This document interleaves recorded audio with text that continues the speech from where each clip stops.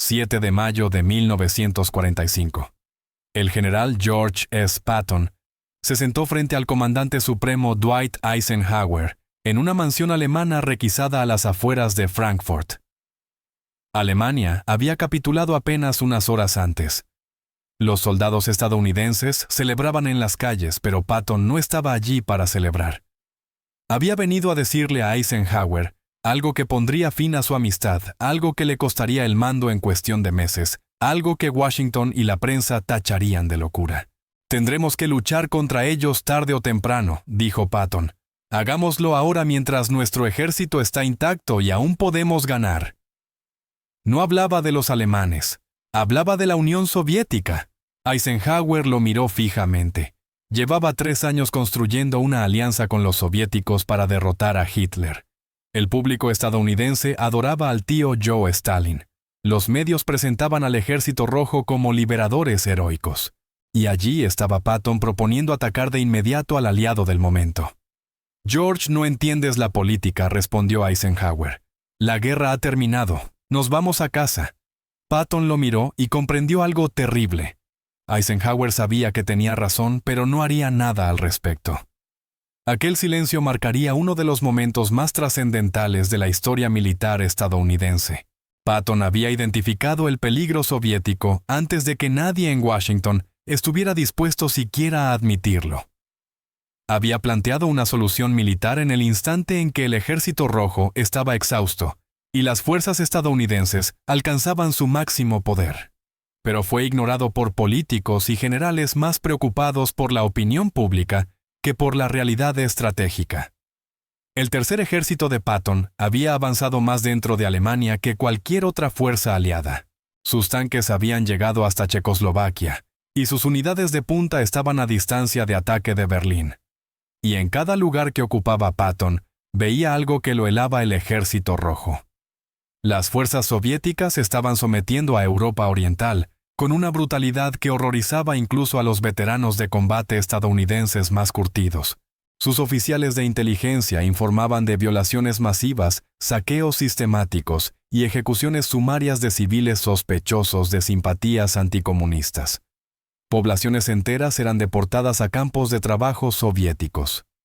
En abril de 1945, Patton escribió a su esposa Beatriz: «No tengo ningún deseo de comprenderlos salvo el de averiguar cuánta plomo o acero se necesita para matarlos. Los rusos me dan la impresión de ser algo que debe temerse en la futura reorganización política del mundo». Patton estaba viendo lo que los diplomáticos en Washington se negaban a ver. La Unión Soviética no era un aliado temporal contra Hitler, sino un imperio totalitario expandiéndose hacia el oeste. Mientras los políticos estadounidenses confiaban ingenuamente en que Stalin respetaría los acuerdos sobre elecciones libres, Patton reunía testimonios de prisioneros de guerra estadounidenses liberados de manos soviéticas. Esos hombres describían un trato peor que el que habían recibido de los alemanes. Los soldados soviéticos les robaban relojes, botas y raciones. A los oficiales que protestaban los golpeaban o los ejecutaban. Los informes no paraban. Las tropas soviéticas desmontaban fábricas alemanas completas y las enviaban a Rusia. Imponían gobiernos títeres comunistas en Polonia, Rumanía, Hungría y Bulgaria. Arrestaban y ejecutaban a luchadores de la resistencia antinazi que llevaban años esperando la liberación. Para mayo de 1945, Patton había elaborado un plan detallado. No era la rabia de un general frustrado, sino una estrategia militar coherente, basada en información real sobre las capacidades y debilidades soviéticas. Su evaluación era simple. El Ejército Rojo había perdido 27 millones de personas para derrotar a Alemania. Sus fuerzas en Europa Oriental estaban agotadas, sobreextendidas, y dependiendo de suministros capturados, mientras sus líneas logísticas se estiraban miles de kilómetros hasta Rusia. Las fuerzas estadounidenses, en contraste, se encontraban en su máximo nivel con superioridad aérea total y cadenas de suministro intactas. «Podemos derrotar a los rusos en 6 semanas», le dijo Patton al subsecretario de Guerra Robert Patterson en mayo de 1945. La Unión Soviética carecía de flota de bombardeo estratégico, tenía defensas antiaéreas mínimas y su logística podía ser destruida únicamente con el poderío aéreo estadounidense. La producción soviética de tanques era impresionante, pero los vehículos estaban desgastados tras 4 años de guerra continua. Los M4 Sherman estadounidenses no eran los más blindados, pero sí fiables y disponibles en números abrumadores. Y sobre todo, argumentaba Patton, la moral soviética era frágil. Los soldados rusos habían sido convencidos de que luchaban para liberar su patria. Muchos no tenían ningún interés en ocupar Europa Oriental de manera permanente. Muchos soldados soviéticos no tenían ningún interés en ocupar Europa Oriental de manera permanente. Patton estaba convencido de que si las fuerzas estadounidenses avanzaban hacia el este, un número significativo de tropas rusas se rendiría o desertaría. Podemos armar a los alemanes, propuso. Hay cientos de miles de soldados de la Wehrmacht que preferirían luchar contra los rusos antes que ir a los campos de prisioneros. Aquella idea horrorizó a Washington. Estados Unidos acababa de pasar 4 años derrotando a Alemania. Pero la lógica de Patton era brutal y directa. Los soldados alemanes odiaban y temían a los soviéticos más de lo que odiaban a los estadounidenses. Preferiría tener una división alemana a mi lado antes que una soviética, escribió Patton. Ese comentario se filtraría a la prensa pocas semanas después. Eisenhower tenía razones militares para rechazar el plan. La opinión pública estadounidense quería que sus hijos regresaran a casa. El Congreso exigía una desmovilización inmediata. Desde el punto de vista logístico, el ejército estadounidense estaba preparado para ocupar Alemania, no para lanzarse hacia Polonia. Pero estas no eran las razones reales por las que Eisenhower descartó la propuesta. Las razones auténticas eran políticas. El presidente Truman acababa de asumir el cargo y continuaba la política de Roosevelt de cooperación con Stalin. La Conferencia de Yalta había establecido el marco para la Europa de posguerra. Eisenhower sabía que sugerir un ataque contra la Unión Soviética sería suicidio político. Lo acusarían de belicista, de poner en riesgo una nueva guerra mundial, de traicionar a un aliado. La prensa lo destrozaría. Washington lo destituiría. Y a nivel personal, Eisenhower disfrutaba de su papel como héroe nacional. Había ganado la guerra en Europa. Los periódicos lo comparaban con Grant. Se hablaba de él como posible candidato presidencial. ¿Por qué arriesgar esa reputación? Eisenhower también creía en la diplomacia. Pensaba que Stalin podía ser manejado, que la Unión Soviética se moderaría cuando disminuyera la tensión de la posguerra. Confiaba en que las Naciones Unidas podrían gestionar los conflictos entre superpotencias.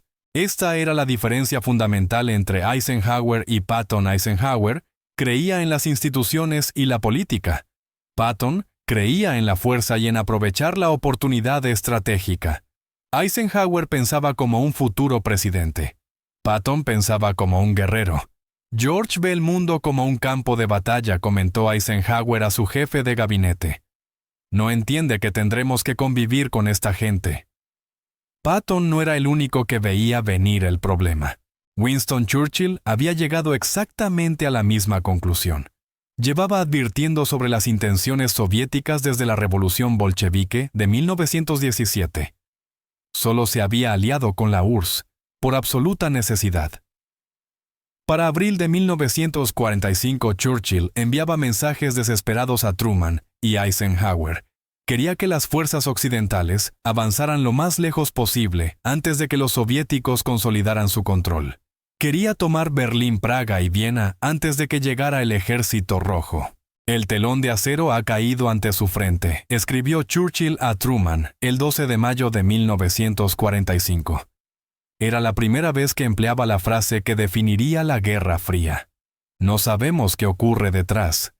En mayo de 1945, Churchill propuso la Operación Impensable, un plan detallado para lanzar una ofensiva aliada que expulsara a los soviéticos de Polonia y Europa Oriental, utilizando incluso unidades alemanas rearmadas, luchando junto a británicos y estadounidenses.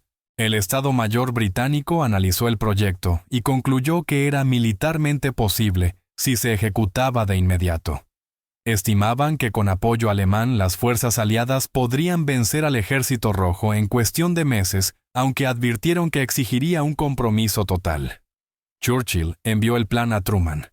Truman lo rechazó de inmediato.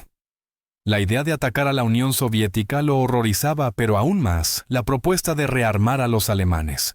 Cuando Patton supo que Churchill había propuesto esencialmente la misma estrategia, se sintió reivindicado.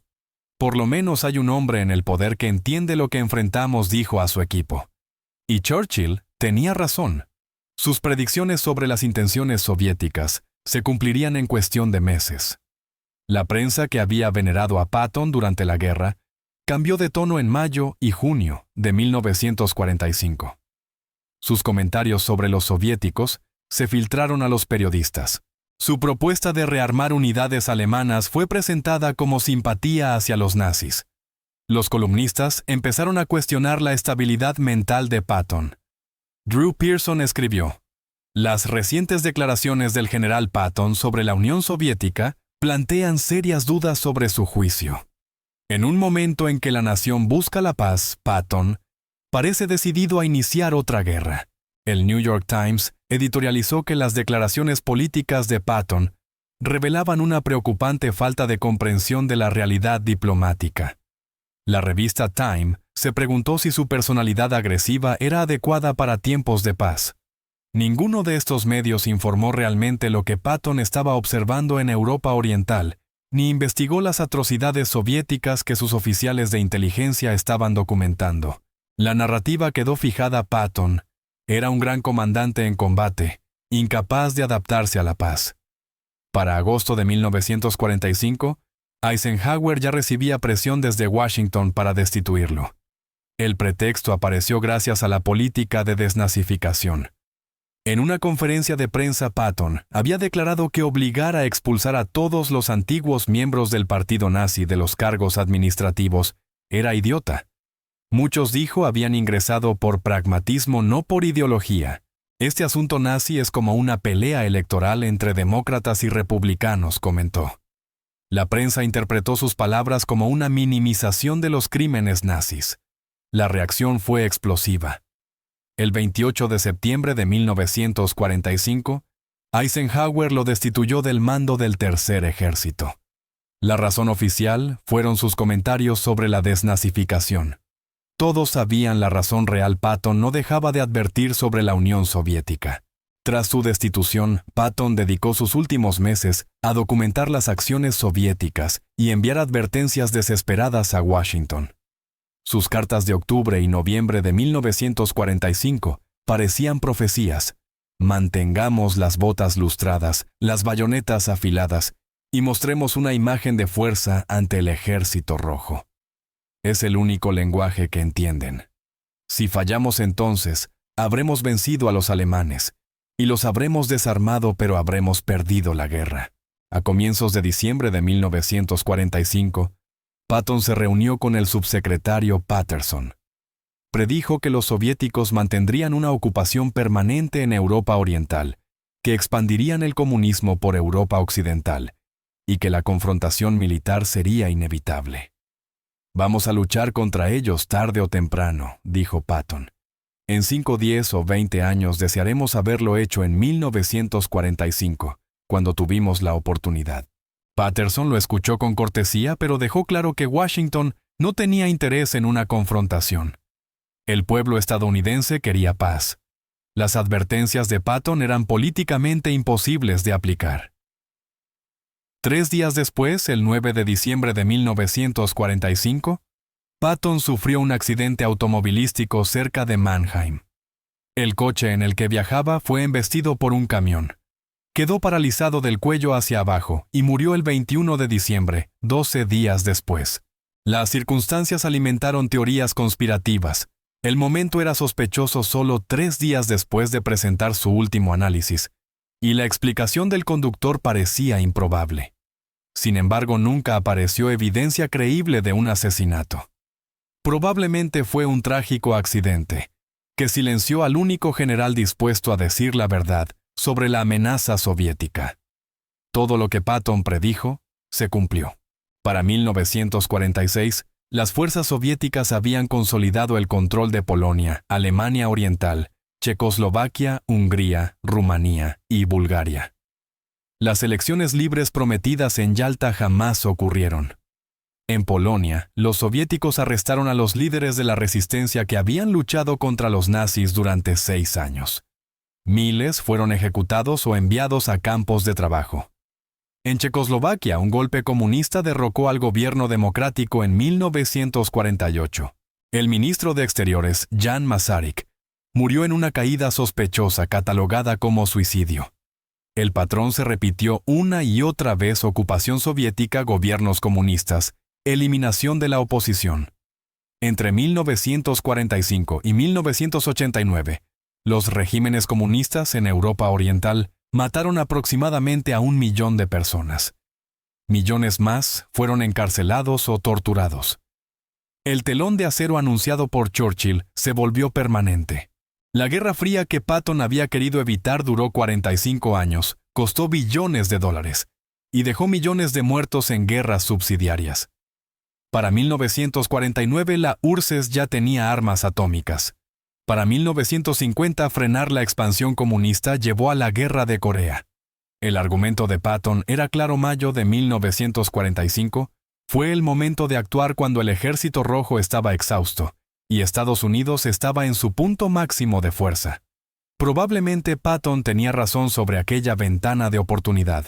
Que la acción militar hubiera triunfado es debatible. Que fuera políticamente posible no lo es. Pero cada escenario que Patton predijo terminó cumpliéndose. La ocupación soviética se volvió permanente. La expansión comunista continuó. La confrontación militar resultó finalmente inevitable. La única duda era el momento y la magnitud. Durante décadas después de su muerte, los acontecimientos vindicaron sus advertencias. Cada predicción que hizo se cumplió. Cada política que él rechazó terminó en desastre. Para 1947, incluso los liberales que habían apoyado las políticas de Roosevelt tuvieron que reconocer el fracaso. El famoso telegrama largo de George Kennan describió el expansionismo soviético en términos que repetían casi palabra por palabra las advertencias de Patton en 1945. La doctrina Truman comprometió a Estados Unidos a contener la expansión soviética. Pero la contención significaba aceptar el control soviético sobre Europa Oriental como permanente. Significaba luchar en guerras limitadas en Corea y Vietnam. Significaba 45 años de Guerra Fría que, según Patton, podrían haberse evitado. Los críticos conservadores presentaron a Patton como un profeta que vio la verdad, mientras los políticos preferían la complacencia. Douglas MacArthur, quien enfrentó conflictos similares con Truman durante la Guerra de Corea, escribió: Patton comprendió que el comunismo debía enfrentarse militarmente. Su destitución fue una tragedia cuyo precio aún pagamos. Ronald Reagan citó las advertencias de Patton durante su campaña presidencial de 1980. Su llamado a la fuerza militar y a confrontar al imperio del mal era un eco directo del pensamiento de Patton. Cuando cayó el muro de Berlín en 1989 y la Unión Soviética colapsó en 1991, los conservadores aseguraron que la política de firmeza de Reagan y no la conciliación había confirmado el análisis que Patton hizo en 1945. Si lo hubieran escuchado, afirmaban, Europa Oriental habría sido liberada 45 años antes. Patton identificó la amenaza soviética antes que la mayoría de los líderes estadounidenses. Propuso una solución militar cuando todavía era posible, y fue silenciado por tener el valor de decir verdades incómodas. La pregunta de si Patton tenía razón en 1945 no es solo una curiosidad histórica. Toca cuestiones fundamentales sobre la estrategia estadounidense que siguen vigentes hoy.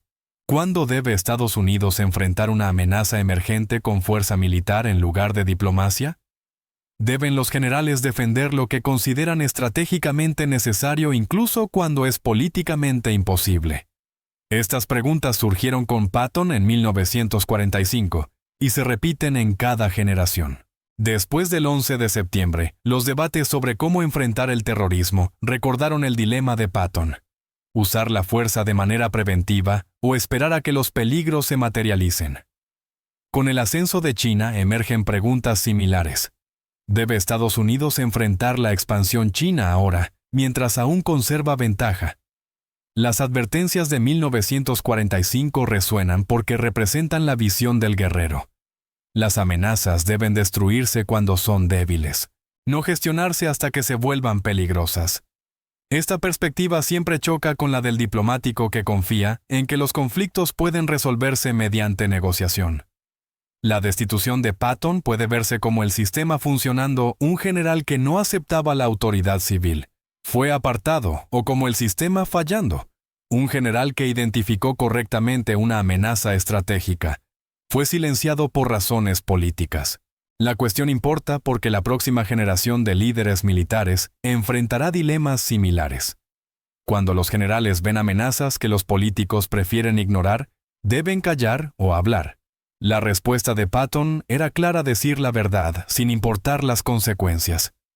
Pagó por ello con su carrera y quizás con su vida, pero se aseguró de que cuando la historia confirmara sus advertencias, su voz sería recordada. La negativa de Eisenhower a apoyar a Patton reveló algo fundamental sobre su carácter. Eisenhower era un constructor de coaliciones cuyo genio había sido mantener unida la alianza aliada durante la Segunda Guerra Mundial. Pero esto también lo hacía incapaz psicológicamente de aceptar el argumento de Patton. Patton estaba diciendo que la coalición que Eisenhower había construido era inútil, porque uno de sus miembros era en realidad un enemigo. Esto chocaba con todo lo que Eisenhower había construido durante su carrera. Eisenhower también disfrutaba ser querido. La propuesta de Patton lo habría convertido en el rostro de una confrontación directa con la Unión Soviética, destruyendo su reputación como unificador y pacificador. Para 1945 ambos partidos ya lo mencionaban como posible candidato presidencial. Apoyar un ataque contra los soviéticos habría sido suicidio político. El público estadounidense estaba exhausto tras años de guerra. Iniciar otra habría sido enormemente impopular. Los medios habrían destruido la imagen de Eisenhower, acusándolo de desencadenar una tercera guerra mundial. Así que eligió el camino políticamente seguro, ignoró las advertencias de Patton, lo retiró del mando cuando éste no dejó de hablar, y continuó con la política de cooperación con Stalin. Desde una perspectiva política era comprensible. Desde una perspectiva estratégica fue desastroso. Más tarde Eisenhower reconocería que lamentaba no haber tomado más en serio la amenaza soviética, aunque nunca admitió que Patton había tenido razón al proponer acción inmediata. Siguió manteniendo que era políticamente imposible y estratégicamente arriesgado. Esa era su limitación genial para gestionar coaliciones y comprender el clima político, pero incapaz de ver más allá de las restricciones inmediatas hacia las consecuencias estratégicas a largo plazo. Patton sí podía. No le importaban la política ni su futuro profesional tras la guerra. Le importaba destruir a los enemigos de Estados Unidos mientras existiera la oportunidad. George S. Patton murió el 21 de diciembre de 1945 a los 60 años, paralizado en una cama de hospital. Fue enterrado en el cementerio estadounidense de Luxemburgo, junto a los soldados del Tercer Ejército. Había pedido ser sepultado entre ellos. En la muerte Patton se convirtió en un símbolo para los conservadores, el guerrero que veía las amenazas con claridad y defendía la firmeza sobre la complacencia. Para los liberales, el militarista peligroso que prefería la guerra a la diplomacia. Para el público, el brillante comandante de tanques que ayudó a ganar la Segunda Guerra Mundial. La pregunta de si Patton tenía razón respecto a la Unión Soviética fue respondida por los acontecimientos posteriores. Todo lo que predijo se cumplió. La ocupación soviética de Europa Oriental, la expansión comunista global, la Guerra Fría, que duró décadas, los millones de muertos bajo regímenes comunistas. Si su solución habría funcionado, es imposible saberlo. Si debía intentarse, es debatible. Pero lo que es indiscutible es que identificó correctamente la amenaza mucho antes de que la mayoría de los líderes estadounidenses estuviera dispuesta a reconocerla. La tragedia de Patton fue haber tenido razón en el momento equivocado. Vio en 1945 lo que los demás solo admitirían en 1947 o más tarde. Propuso actuar cuando aún era posible. Fue silenciado antes de que la historia pudiera vindicarlo. Murió antes de poder decir, «Se los dije». La generación de líderes estadounidenses, que ignoró sus advertencias, terminó luchando la misma Guerra Fría que Patton quería evitar. Pasaron 45 años y gastaron billones de dólares conteniendo un poder soviético que quizá habría podido romperse en 1945. Si tomaron la decisión correcta es algo que cada observador debe juzgar. Lo que no puede negarse es que esa decisión tuvo consecuencias enormes. La voz de Patton resuena a través de las décadas como recordatorio de que a veces el profeta es descartado, el portador de la verdad es silenciado, y el guerrero que ve con claridad es apartado por políticos que prefieren mentiras cómodas a verdades incómodas. La lección no es necesariamente que Estados Unidos debió atacar a la Unión Soviética, sino que las amenazas estratégicas deben enfrentarse cuando son vulnerables, no cuando ya se han vuelto peligrosas. Que las limitaciones políticas deben influir, pero no dictar la estrategia militar. Y que los generales que dicen la verdad deben ser escuchados incluso cuando su mensaje resulta incómodo. Estas lecciones se aprendieron a un costo inmenso durante medio siglo. Y quizá algún día será necesario aprenderlas de nuevo.